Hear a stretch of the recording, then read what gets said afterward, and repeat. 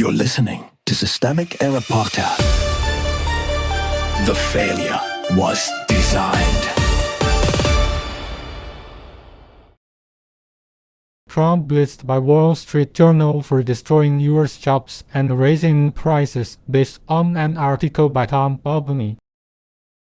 Trump's tariffs are not industrial strategy, they are tax on everyone else. The immediate story is simple enough. Trump wrote that his tariff war helped move Toyota Tacoma production to the United States, and even the Wall Street Journal's editorial board swatted the claim down by pointing to the broader damage. According to the source, the administration's auto and metals tariffs have piled up tens of billions in costs. Manufacturing jobs have fallen sharply and car buyers are already pulling back. Tariff power is state power. This is what actual institutional power looks like. A president can reach into the economy and impose costs through executive trade policy, then pretend the pain is somebody else's problem. Trump and his advisors are not being overtaken by market forces. They are making a choice, and the choice is to use federal power to punish the economy and call it patriotism. That matters because tariff politics always comes wrapped in a fantasy of strength. In practice, it is state-enforced price inflation with a flag on it. The president gets to perform toughness while households,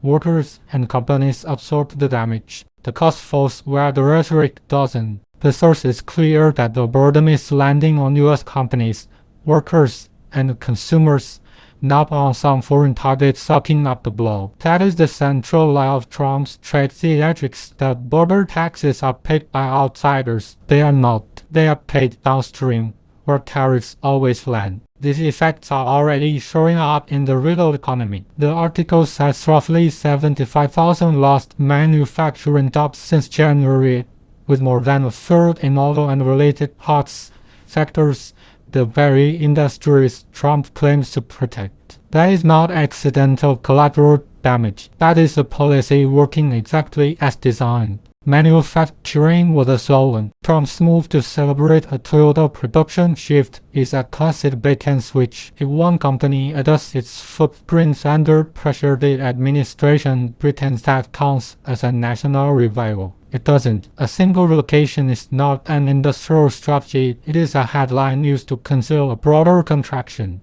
The source also notes that higher uncertainty is making people hold onto old cars longer or buy used ones instead of new ones. That is the kind of second-order damage tariff champions never advertise. When demand weakens, automakers bond higher. When consumers delay purchases, manufacturing shrinks. The protection racket destroys the market it claims to save. It's the direction that matters. The most revealing line in the source is the one that describes Trump's claim that foreigners pay the border taxes. That is not just false. It is politically useful falsehood because it shifts blame away from the office holding the power and onto a big outside enemy. This is how authoritarian economics works in miniature. Deliberate harm is rebranded as national defense, and the people paying for it are torture. The conservative journal board is right to say the tariffs are hurting the country, but the larger problem is that Trump's entire trade posture is built on misdirection. The performance is a point. The damage is the consequence. The pattern. This story is not really about Toyota or trucks. It is about a governing style that treats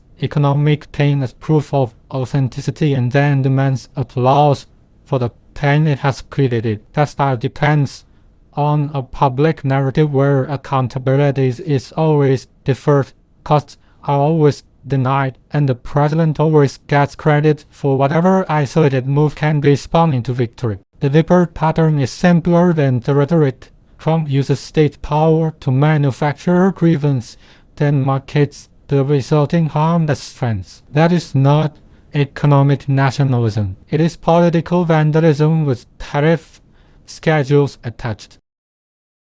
You've been listening to Systemic Error. Thanks to Raw Story for today's article. With the automatic words of Diana, thanks for listening.